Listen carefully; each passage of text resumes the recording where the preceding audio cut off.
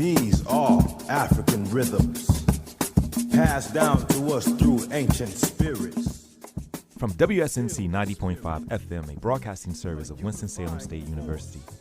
Welcome to Africa World Now Project. I'm your host and producer, James Pope.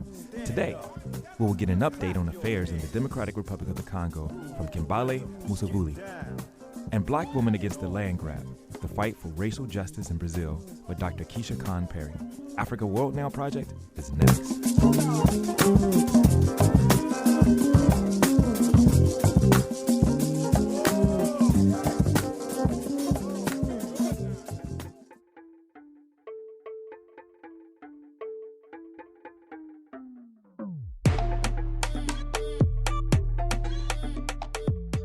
We begin our program today with an update on current activities in the Democratic Republic of the Congo.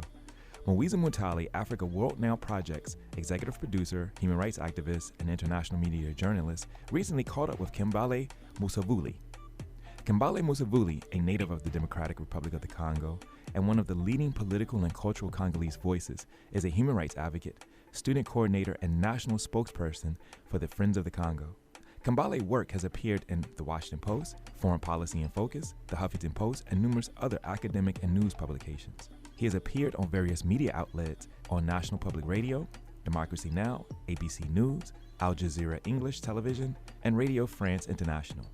Our show is produced today in solidarity with the Native, Indigenous, and Afro-descendant communities at Standing Rock, Venezuela, Corporation Jackson in Jackson, Mississippi, Brazil, the Avalon Village in Detroit, Colombia, Kenya, Palestine, South Africa, and Ghana, and other places who are fighting for the protection of our land for the benefit of all people. Enjoy the program.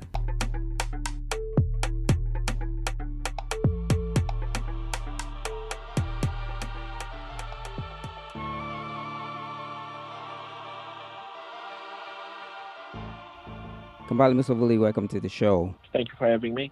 First of all, I just wanted you to give us an update. The last time we talked, there was a major clampdown on activists, young activists in particular, which we're focusing on in the DRC.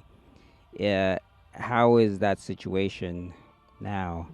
Well, I can report great news that the young man that we spoke about that last show, Jean-Marie Kalonji and Sylvain Bikai, were released from military detention. And as they were released, they were actually released without charges.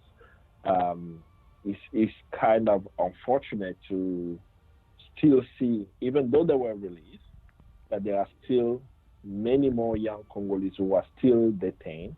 We still have others who were just arrested this week. So it's almost as a tactic of the Congolese government right now, because one of the forces that the Congolese government is afraid of is the Congolese youth. And as they've been organizing across the country to put pressure on the Congolese government to organize elections. So I'm happy that our colleagues, Jean-Marie Kalonji and Sylvain Bikai, have been released, but the struggle is not over since we have many more young Congolese who are still in jail at this time.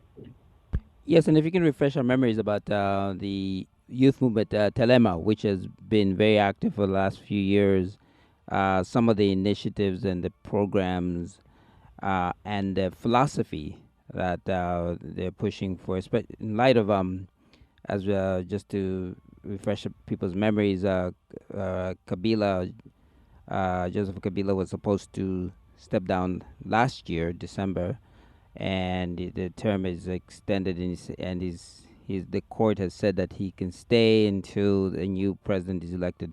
But if you could talk about some of the initiatives which the youth are pushing for him to really, well, his term is up, and what are some of the things that they've been doing for further democratization of the country, apart from just the tenure of Kabila, but some of the other programs that the youth movement has been doing. The current political impasse in the DRC really comes down to Kabila, Joseph Kabila, refusing to step down after his two mandate as president of the DRC. According to our constitution, he can only be there for 2 mandates. But he has done everything in his power not to organize it. Because of that, He has created unrest within the country. Many young Congolese have been organizing. Now, what's the context of the Congo? Half of the Congolese population is under the age of 18, and the majority of the Congolese population are Congolese women. And the Congolese youth does not see itself in the current political undertaking or with Congolese politicians or the current government. They see the future that it has been stolen from them. They see that Congo right now has over 95% unemployment rate. They see that the country has known wars and conflict for over 2 decades and it's not stopping. And they want more from the country, men and women. They want more from the government, and they've been organizing. But where did that movement come from? And how did these young Congolese actually show their force? Of course, over the decades, they've been organizing in small groups, but it was very particular in 2015. In January of 2015, young Congolese from many walks of life, without any political party organizing them, decided to challenge the Congolese government. What was happening at the time was that the Congolese government in 2015 were already thinking about how they're going to extend Kabila's mandate beyond the constitutional term. So the tactic that they used in January 2015 was to introduce a census law, which meant that we could not have presidential elections until there is a national census in the Congo. The Congo is a country the size of Western Europe with 70 million people living on that land. So having that law passed would have meant that the 2016 elections will not take place. So young Congolese took it to the streets. They had a rally cry, which was Telema. Telema is a term in Lingala that means rise up. And with that rally cry, Congolese youth inside and outside came together in mobilizing or organizing to stop that law. They were successful actually at stopping that law. The Congolese parliament and the Congolese Senate did not vote on that law, and that law was dismissed. This was an example of showing the power of the Congolese youth, that as they organized, they were able to stop the Congolese government. But they paid a heavy price. Hundreds of young Congolese, particularly in the capital city of Kinshasa, disappeared. Hundreds were arrested. Many were killed. We still do not have the numbers of how many young Congolese were killed by security forces. But what we do know, in 2015 in Kinshasa, a mass graves containing over 400 bodies of Congolese people was found in Kinshasa. And till today, there has not been any investigation about the mass grave found in Kinshasa, where we suspect this mass grave contains the body of some of the Congolese protesters who rose up during the Telema uprising. And Telema has become a hashtag, as I mentioned earlier. Also, it has become a rally cry, bringing Congolese youth movements together to demand not just for Kabila to leave power, but to demand that the voice of the Congolese youth is heard in the political process, so that whoever even comes back after Kabila, that the will of the people is actually heard.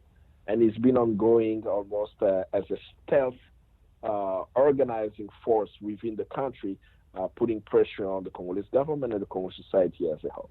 And there's been connection with the youth within the continent and beyond. Right? How is their connection with people right now with the movements in Togo, for instance? Exactly. I mean, the Yanama and Ballet Citoyen have connected with some of the youth groups within the Congo, not necessarily all the groups. Mm-hmm. I appreciate their work, but we also have to look at the work of the youth movement across the African continent, from Azania, South Africa, right, with ENFF, the economic freedom fighters, all the way to West Africa, now with Togo, there is a consensus amongst African youth that we need to have a change in the current system. In West Africa, it's being expressed with organizing against the franc CFA, demanding that West African countries do not use, pretty much boycott the franc CFA.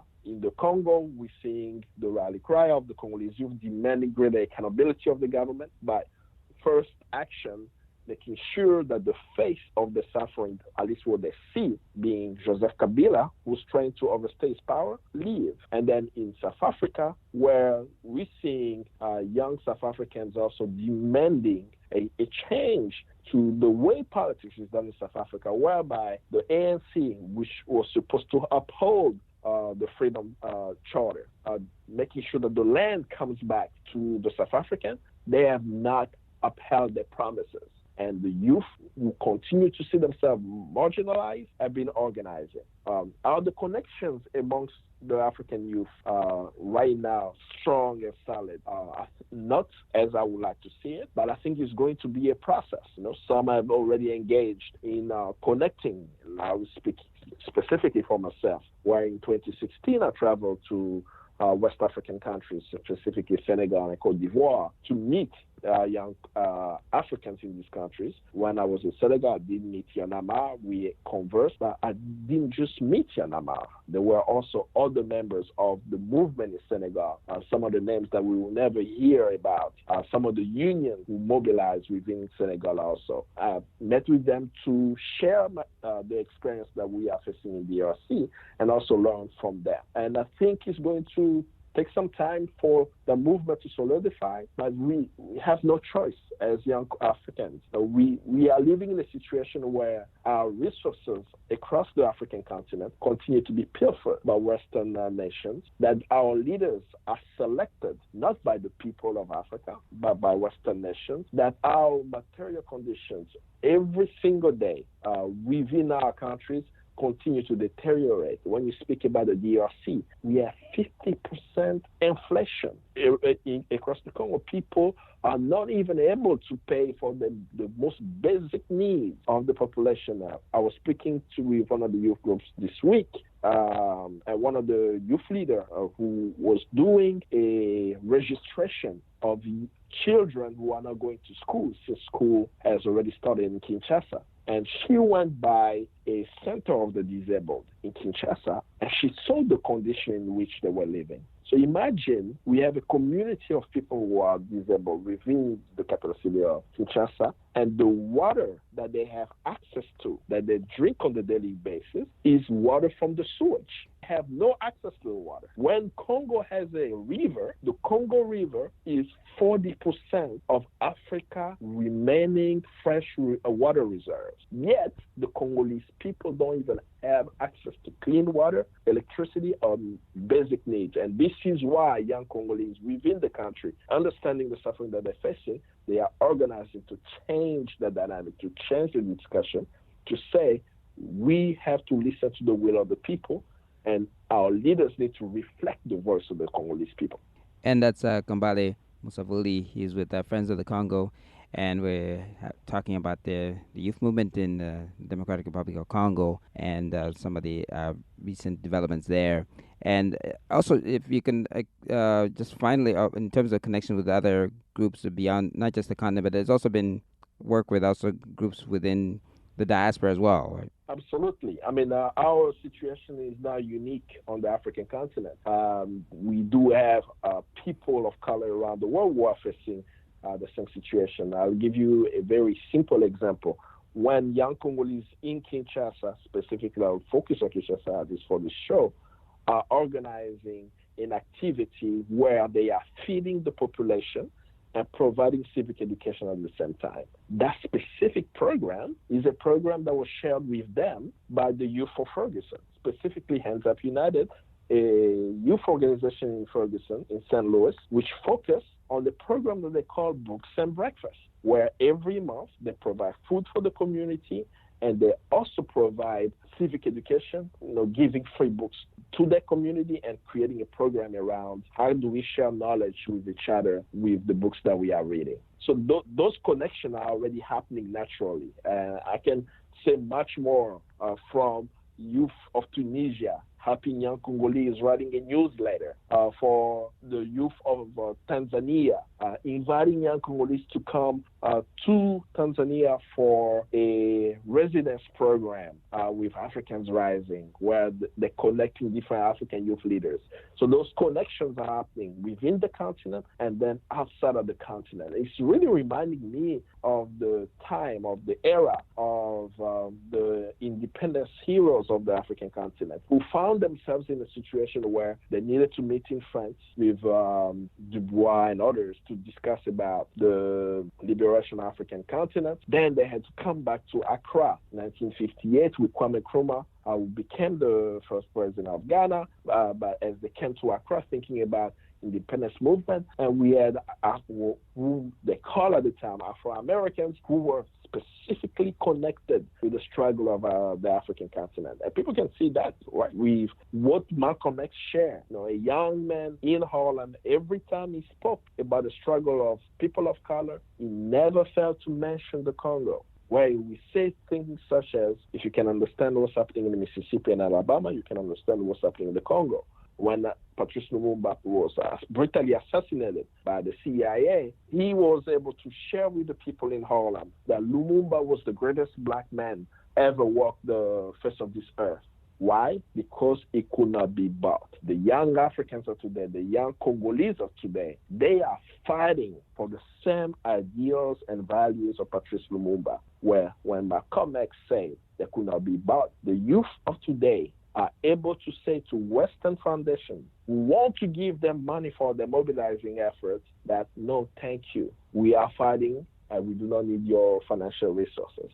And that's inspiring to see that that's also ongoing right now in the struggle that they are facing every day to have a leadership that represents them. And let's forward track to what's happening on the ground at the moment. I just saw that one of the leaders, the head of the Engagement for Citizenship and Development Party, Martin Fayulu, has called on this. He and others of us and other opposition leaders have called for street protests and month-long civil disobedience campaign against Kabila, and they have a slogan: "Go Kabila, go." How are the youth seeing this call to this campaign, considering their own critique, the critique of the opposition groups? I mean, Martin Fayulu is one of the credible opposition leaders in the DRC. He's always been with the people during protests. He's always felt the pulse of the Congolese population as well. I thank him for his call for people to go out in the streets. But that's not where we create change. And this call necessarily shouldn't be his call. The Congolese people have already spoken since 2015, as I shared. And over time, what has actually happened is that the Congolese political leaders have swayed the population in believing that they were taking actions that will benefit them. So I'll give you an example why I'm saying this. On December 19th, 2016, that was the last day Joseph Kabila was going to be the president of the Congo, because the constitution clearly stated that's when his mandate is over.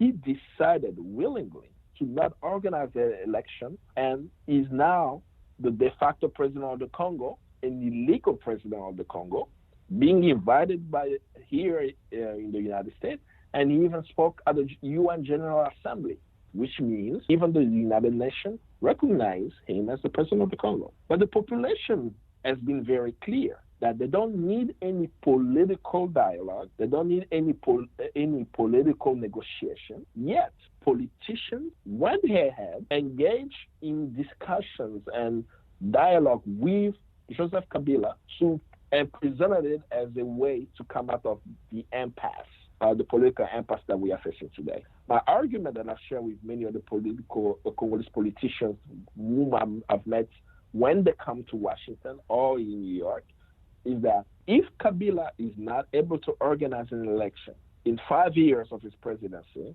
how can you guarantee that he will organize an election if you give him an extra time? Because he has already shown his unwillingness to organize it.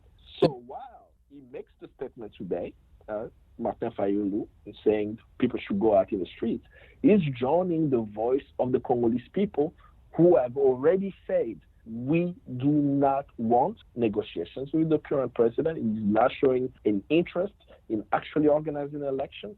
We want new leaders to come. So he has come closer to the voice of the Congolese population, not necessarily we should present it as he's leading the population.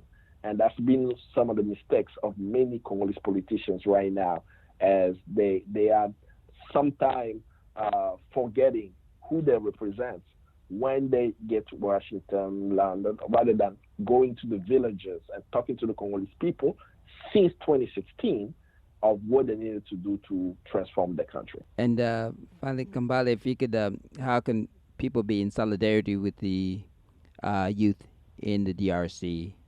What people should do is go to the website that embodies their movement. That website is telema.org. TELEMA.org.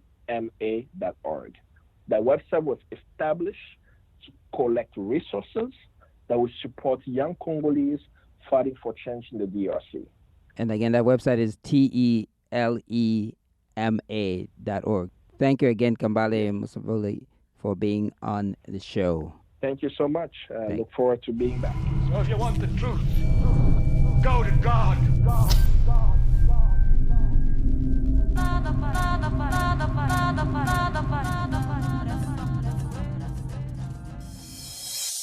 We were listening to an update on the current affairs in the Democratic Republic of the Congo with Kambale Musavuli, an Africa World Now Project's executive producer, human rights activist, and international media journalist, Mwiza Munthali.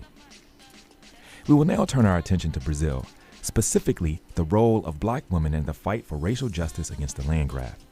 In her book, Black Women Against the Land Grab, The Fight for Racial Justice in Brazil, Dr. Keisha Perry argues that spatial exclusion is at the core of gendered racial stratification in Brazilian cities, and thus exclusion produces mass black political organization, as is occurring in neighborhoods in the city of Salvador.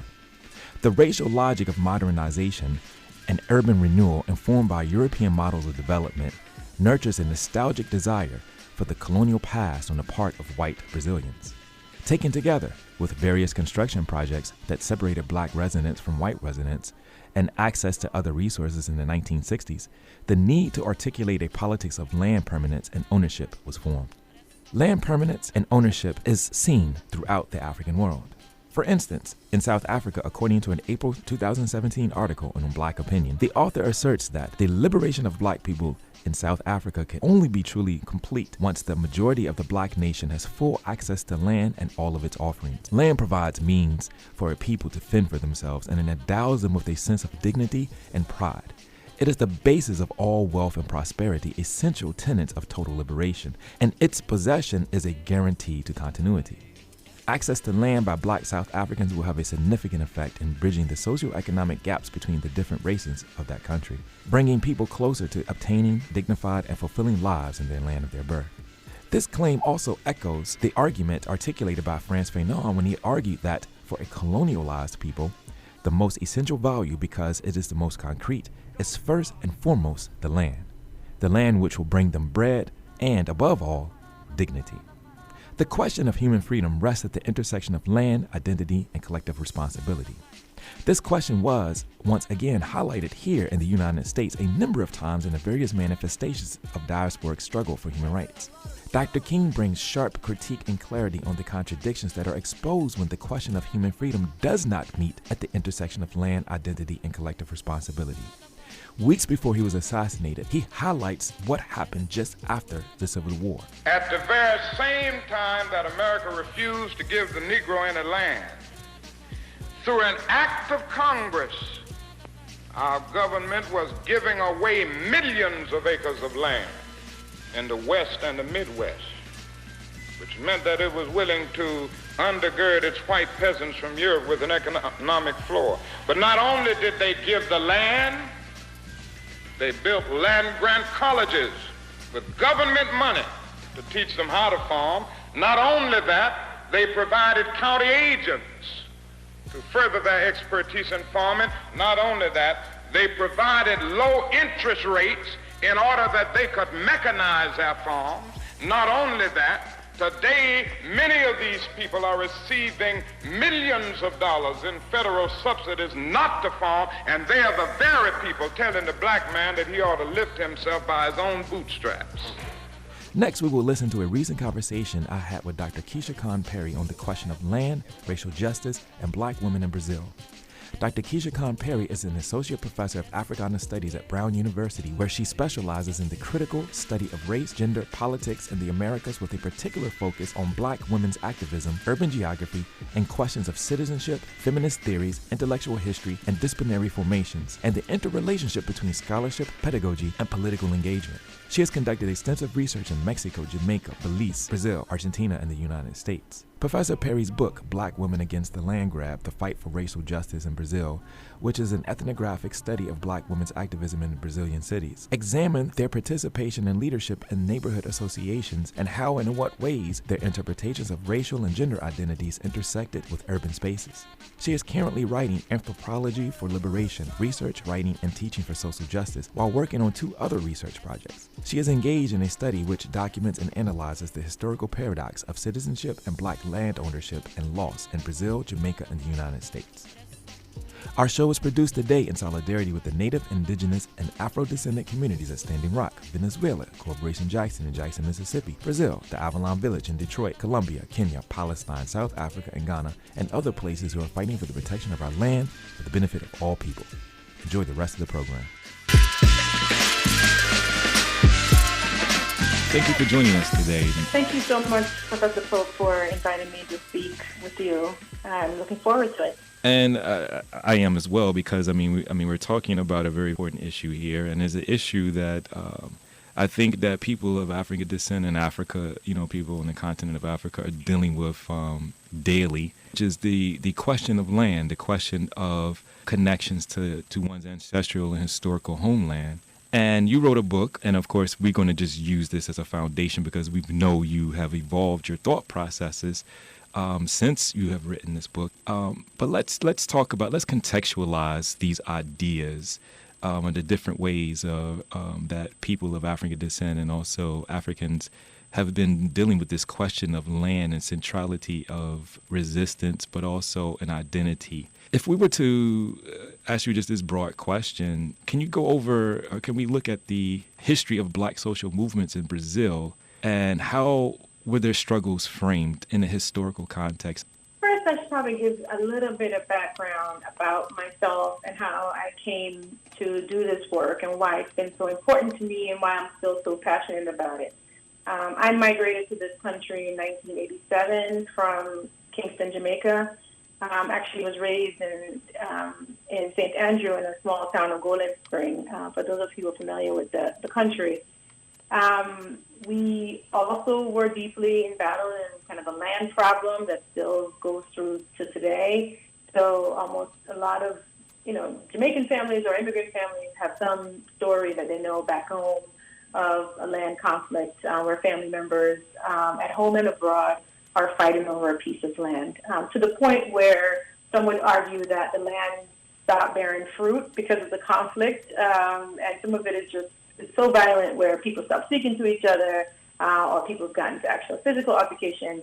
So that's the context that I'm coming from. When I migrated into this country, I would say that was my first kind of separation from what I would have understood at that time as my homeland, Jamaica. Before I started becoming to a certain kind of political consciousness about Africa as my homeland, right? So there's that displacement from Jamaica. In the United States, we lived in suburban New Jersey, but we also then moved to Newark, New Jersey, where I had a particularly kind of keen vision of how, a perspective of how African descendant peoples in the United States experience land loss, oftentimes through homelessness, eviction.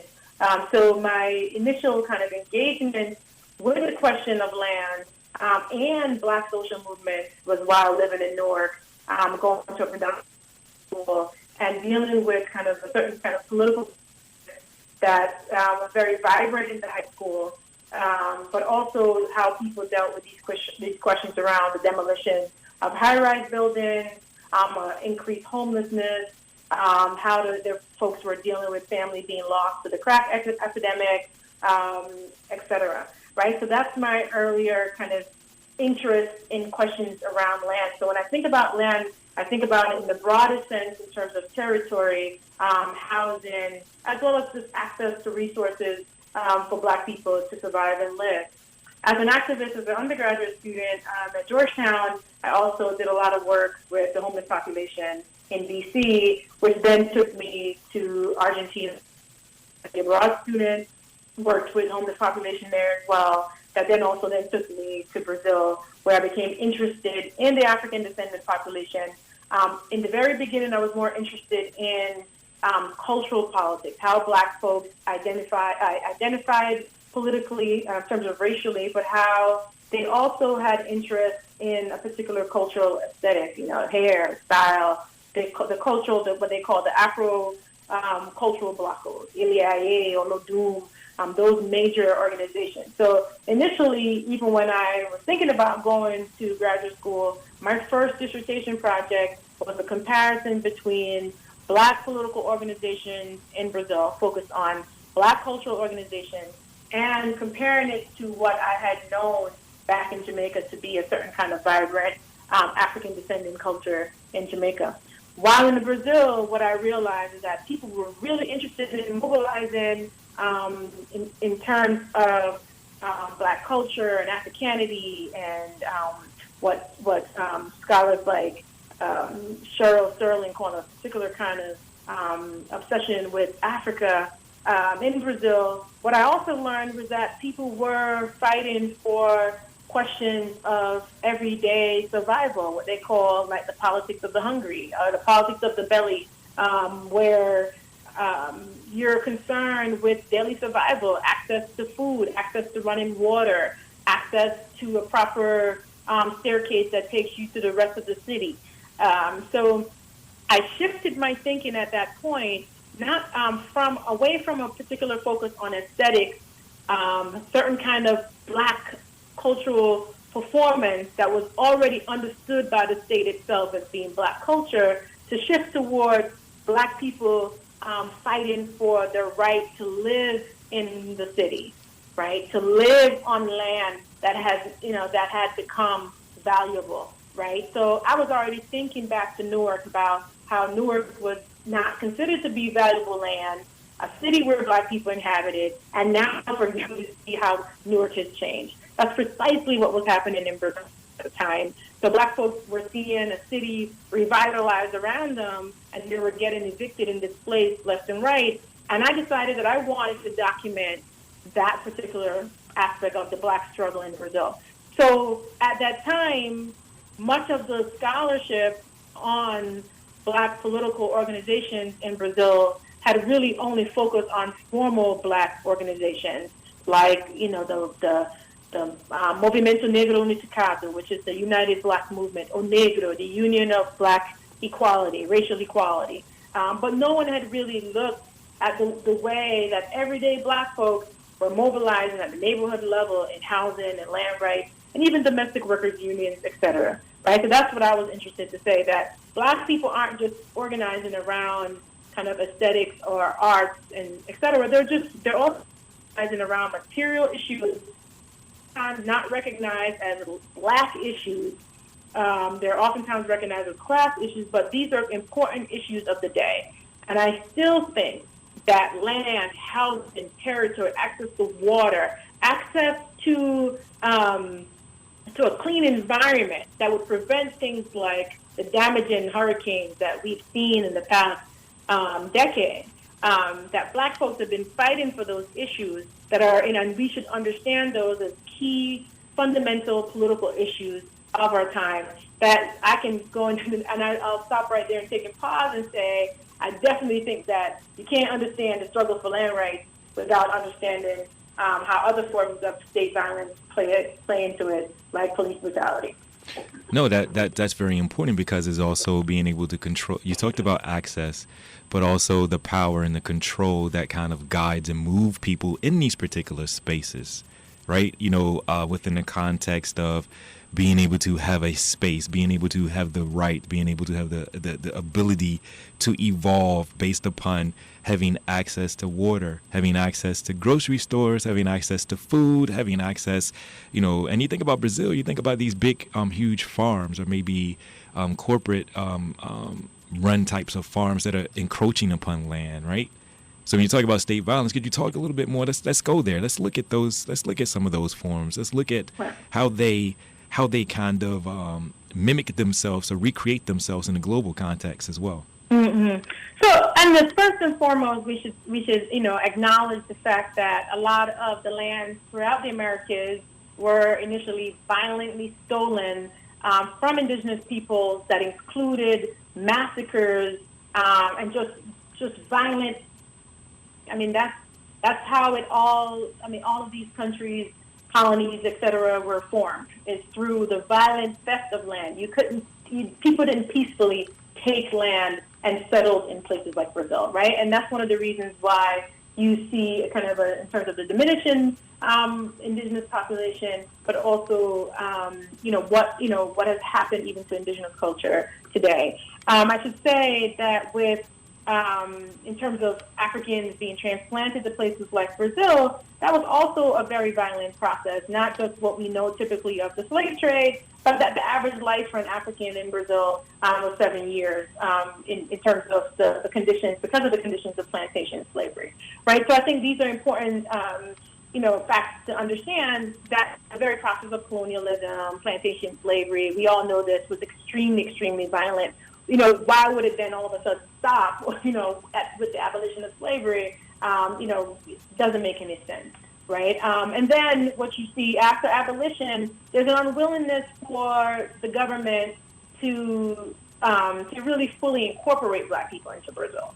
So what they decided is, look, we have this big Black population. We're not going to give them land and educate them and really incorporate them as full citizens. We're going to import Europeans to really whiten the population. We can't get rid of them. Over time, we'll just whiten them, and Brazil will become white. And that's actually real discourse, where they said Brazil will become white. They also paid and subsidized their travel, but they also gave them land.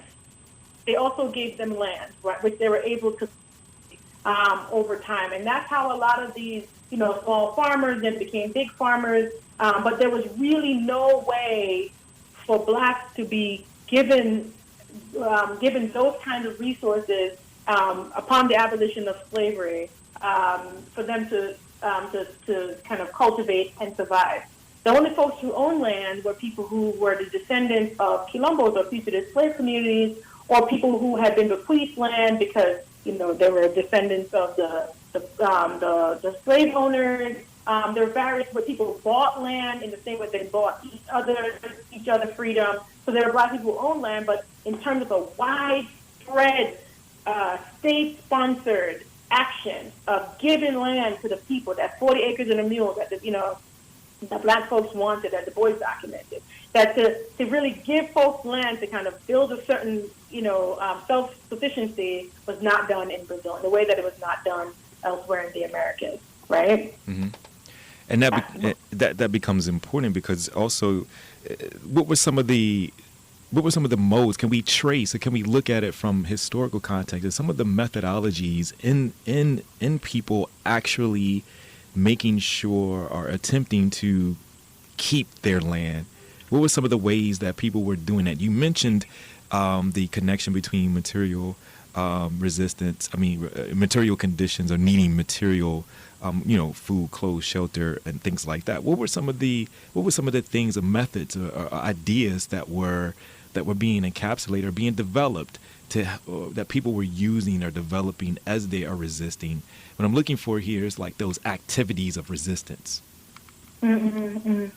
That's an important question. I should back up and say that part of the struggle today is really about not just access to space, but also to reclaim ownership over space.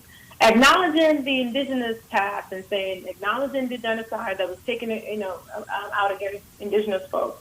We recognize planted, they worked the land help to build and construct countries like Brazil, but we're given no real kind of material resources to get abolition. We know that. The issue is that they want access, but they're actually reclaiming what's rightfully theirs, right? So there's a way that they understand themselves as being owners of the territory already, right? That they're Brazilians, right? That they don't want to keep being excluded, not just discursively, but actually physically being excluded. So we know Brazil is understood. We understand Brazil is a significant part of the diaspora, but Brazil as a nation itself has spent a tremendous amount of effort over time to put Brazil as a predominantly white country, if not a mestizo one. Like the ones we're familiar with on Snoop Dogg videos, or other kind of representations, or the ones that produce the hair that we buy in the United States, the Brazilian hair, right? So, those are the Brazilians, not the Africans in the way that we, that we understand them to be, right? So that said, part of it is a process of recognition. So it's affirmation, recognition, and also and claiming a collective sense of belonging and ownership over the space, right? So in Brazil, you go to Salvador, and we understand that you go to Salvador to see Black people, and and they'll sing and dance and make acarajé and all these things, but Black people can't necessarily own the spaces where these activities are taking place. A lot of people come as workers, but not as permanent kind of owners of the space. They go to museums. They can't live around the museums anymore, for example, even though we know that Black communities have been expelled in order to construct museums. So I think that some of what you hear in the political organizations of neighborhoods is to say, look, we belong here, we own the space, we've been living here our whole lives, we are only going to leave here dead, right? And one of the main kind of mechanisms for kind of mobilizing is to occupy space, occupy highways, occupy buildings, to shut down streets. I mean, there's a direct action is part of it, even though there's also a lot of kind of more legal activism that has to take place. But there's certainly an investment in kind of claiming space, taking up the streets, occupying empty buildings, showing up in spaces, right? And then these protests can get violent because the states also want to squash any sort of dissent in the country and in these cities. But you still see people out there every day kind of fighting for. If you're thinking about kind of what kind of activities, I think that's kind of one example of how people are constantly kind of engaging in terms of street protests. Anytime there's some kind of police abuse, people are out on the street early in the morning, burning tires, those kinds of things. And what I'm hearing here is it's a disruption, or basically you're talking about reclamation, the reclamation process. And I'm also hearing that people are making themselves visible in the eyes of those who try to make them invisible. And this reclamation process kind of hints at, we talked about the material conditions of Black women, and also I want to make sure that let me make sure, I mean, we're just starting into the conversation. The people that are leaving, we talk about the people, we're talking about these movements, we are talking specifically or primarily by women who are leading these movements. Am I correct? That's absolutely correct. So I should say that in a city like Salvador, it's about 85% Black people, right? And then talking about people who understand themselves as Black, not people who, maybe perhaps, the census might document them that way, but they understand themselves as Black. In these communities, the ones that are most vulnerable for forces and so forth are visibly Black neighborhoods, right? That in their majority are poor. That also in their majority have female heads of households. The majority of these women work in some form of domestic work, of some form of what we consider kind of underemployment, or even informal employment in Brazil, as vendors, street vendors. There's also, in the neighborhood that I've worked with, a lot of folks work in recycling, which is, people go around collecting what they see on the streets as recyclable products, cardboard, bottles, cans, and then organize them in their neighborhoods, and then take them to the big recycling depots. So you're talking about Black women in their majority leading neighborhood organizations, but also are everyday interacting with the society that exposes them to a certain kind of racism, right? So they're working in white households and in the intimate lives of white people, right? Going into mansions and in luxury apartments to clean and so forth. They're taking their kids to school and have to face discrimination. The same stories that we know of in the United States. So Black women are the main ones I have seen kind of moving between neighborhood and kind of the public on the everyday, and then they bring their own knowledge of engaging with the world, what I would consider to be a very keen knowledge of how white supremacy operates. They bring them home, and they're the main ones in neighborhoods that are organizing.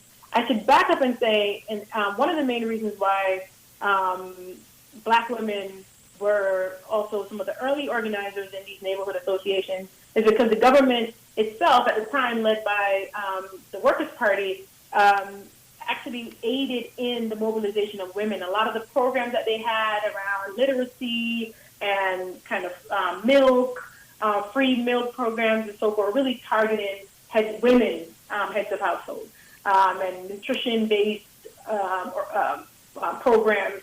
And that's how women initially started to organize around those issues. So when later these issues of displacement and eviction and police brutality came about, women were already politically kind of ready for that kind of action and mobilization. Not to mention, they're the main ones already going to the schools to talk to the teachers. They're the main ones. They have, at the bare minimum, a higher level of education than some of the men in the neighborhood. And they're engaging and interacting in white households. They have a direct engagement with white supremacy on an everyday basis, whereas some in the neighborhoods I've been, the men are going out fishing, they're working in the informal economy, they're working for themselves, etc. So, yes, we're talking about oftentimes undereducated, poor Black women who are leading the social movement. This reclamation process, to me, I'm hearing this, and again, I'm looking at this in a global context. We're talking about Brazil. We're talking about Black women in Brazil, and the relationship and the centrality of land in struggle. And of course, these things mimic themselves, and we can go to different parts here in the United States. We can go to parts of Africa. We can, this mimicking itself, and so there is a material, but there also, it seems to me, there also is something else here too.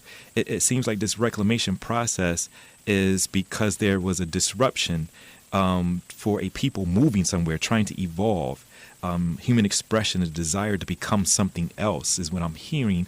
What about some of the Afro-Brazilian, the African or Black spiritual relationship to land?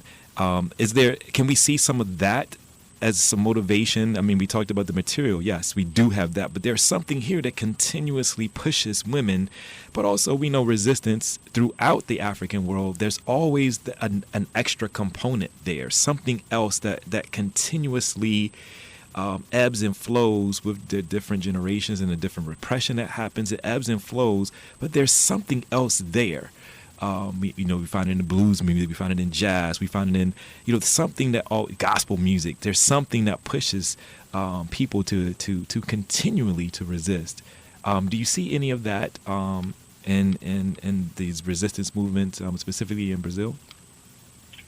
That's another excellent point, James. I think you're right. The reclamation, we have to keep in mind that it goes beyond a certain kind of everyday material survival. I agree with you 100%. That's important. That's not enough to sustain Black folks, right? I mean, we have, been living for over, however many hundreds of years in the Americas.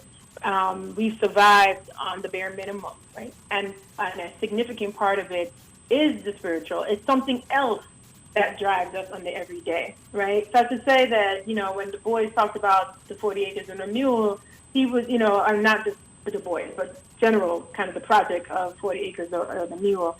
It was a project of kind of, self-sufficiency or material survival, a way for Black folks to kind of till the land and create, their own ways to survive in this country, right? I think when Caribbean writer Dion Brand writes about a certain kind of landing, I think oftentimes even when Black people had land, it wasn't always productive, but it didn't produce anything, but it was still important to them. We wanted to hold on to something. We wanted something to say that we landed here, that we're here, we belong here. So a lot of land owned by African Americans in a way that it's owned by African descendant peoples in places like Brazil, they weren't big farms, they weren't, big industries, or they didn't plant anything. But it was theirs. They belonged there. They owned it, right? Which is the claim that a lot of the Colombo communities are making today for land ownership. In the spiritual realm, I think this is really important. In the case of the Kambale religion in Brazil, there's a particular relationship with the earth, with the land, with water. So a particular relationship with territory that's important. So in Salvador, there's a lot of activities that happen around the ocean, right? With Iaman, in the kind of celebration of Iemanjá and other deities. But there's a lot of celebration that takes place around kind of what they call, so there's salt water, but also what they call sweet water or agua dulce, or so I guess the rivers, right? There's a lot of the environmental activists in Brazil have been religious leaders, folks who are trying to protect the flora and the fauna. They're trying to protect the trees from being cut down during development projects, trying to keep forests still available as a space that people can go to and worship the ancestors. So and kind of celebrate the Orishas. So I think that definitely I agree with you that the spiritual plays an important part in terms of understanding African descendant people's relationship to the land. But I should also say that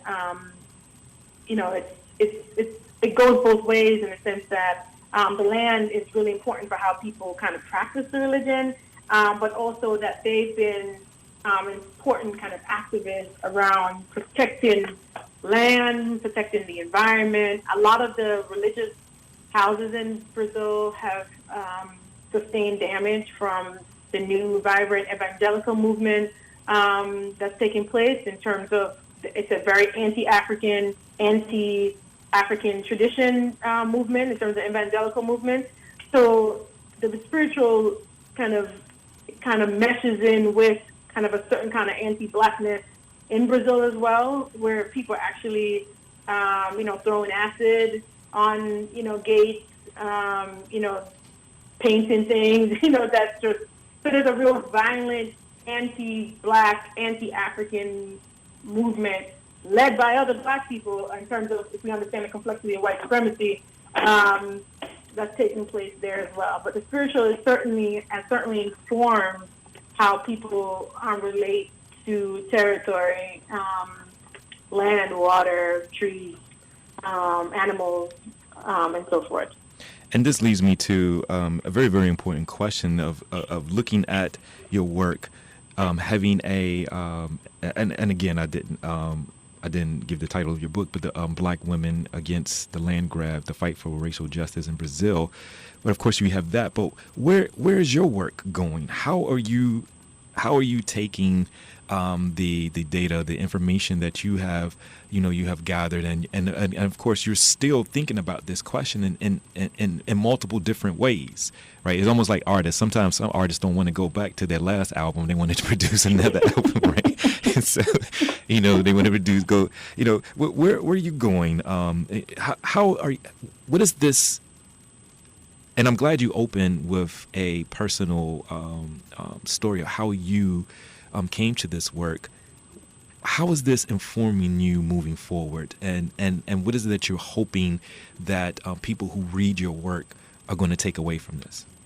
Well, to go back to the original point, I, like Claudia Jones and Malcolm X and many of activists, I put myself in that in terms of inspiration. I came, and we all had kind of immigrant kind of backgrounds or relationships, to people in the Caribbean and so forth.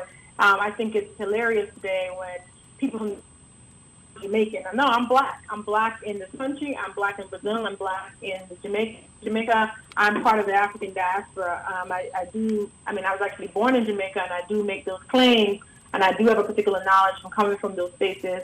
But I understand myself as a black person who's truly committed to a liberation project, and it means that I'm fighting for people here, there, and everywhere. I think that in teaching about Brazil and teaching about the African diaspora and the Africana Studies program, what I've learned over the years is I don't want to make Brazil sound exceptional, to be like, oh my God, what's happening in Brazil is terrible, or it's so distinct and so different from what's going on in the rest of the Americas. If we look at what's going on in Colombia, more than 3 million people being displaced from the Pacific coast. We look at what's happening throughout this particular country, right, in the history in terms of white terrorist violence today, but also in the past that led African Americans to flee their lands in the South to go to cities like Chicago and Philadelphia and New York, right? So these aren't, these places like Salvador aren't unique, and I think that's where I'm going in my work. So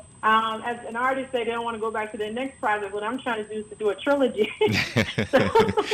Remixes and everything, huh? Remixes and everything, multiple languages and so forth. So right now, I'm working on the translation of the book, the first book, Black Women Against the Land Grab, to hopefully have it be written in Portuguese and have it available in Brazil. But I'm also working on a comparative project that looks at black land law, black land ownership and law in Brazil, Jamaica, and the United States, to look at that process in a comparison and a comparative context in terms of looking at it in a historical context, to look at how black people in these countries have owned significant parcels of land and have lost them over time. And I'm also looking at the relationship between the loss of land in rural spaces that also is intertwined with the expansion of prisons and so forth, but also looking at the loss of land in urban context as well. In Jamaica, I look at the loss of beach land. In Brazil, I look at the complex ways that black people continue to, that black people own land but continue to lose land. And in the process of writing this book, I decided that I should write a book only focused on the United States. And that's something that I'm working on right now in kind of greater details. I think the comparative project will take a lot longer. This book is the next book. I hope to call it Evictions and Convictions, the racial gendered logic of black dispossession in New York. And partly, and I'll definitely draw on examples from other cities in the United States, but what I'm interested in is really how black folks lose every day access to urban space, right? If you look at some of those videos online, what's really disturbing is that they're always on the sidewalk, it's always around the crosswalk, it's always, they're throwing a sister trying to grill on the sidewalk. People are being stopped and frisked. It becomes the use of public land and space. You can't gather. Even if you think about young people are being monitored and policed in a particular kind of way in urban spaces that black people are slowly losing access to urban land. Also, what I find is when you look at the data from places like New York, there is concrete data that shows that the increase in stop and frisk is also related to increased incarceration. It's also related to the increased gentrification of particular neighborhoods. And that's what I'm interested in the next phase of my work. So, what I'm interested in is also looking at how these folks in cities also then get displaced to prisons, also then when they come back to New York, can't go back to these particular neighborhoods that are now kind of completely gentrified, white, etc. So I think that I want to complicate how we think about land, not necessarily in a rural context where a significant black population lives, but also how we experience that in an urban context in terms of the loss of access to space, and how police brutality and mass incarceration is really a key part of that project. And more importantly, the kinds of activism that's taking place to counter that. No, that's great. And I mean, philosophically and conceptually, I'm hearing, and I'm thinking about this in the context of how the definition, the limited definition that we have of human being an economic defined, the human being economically defined. And once you're no longer viable in the economy, what do you do with those bodies? What do you do with those people? And this, in thinking about that, it also leads to like legal questions of what is a citizen in these particular spaces. Have citizenship even been applied to, or have people of African descent here in the United States really secured citizenship in these particular spaces? No, there's a lot here that I'm hearing. Would obviously have to have you back. Matter of fact, I might have to listen to this to have another show with you. have another show with you again. Thank you for taking the time to join us today, and we look forward to having plenty more conversations with you moving forward. No, thank you so much for the opportunity, and I look forward to talking to you again. It just pushes me to think about how important the Black Liberation Project is right now, but how important it is for us to think beyond the borders of the United States. I mean, there are Black people fighting here, there, and everywhere, and I think that I thank you for your efforts in really encouraging us to think globally. What's me like?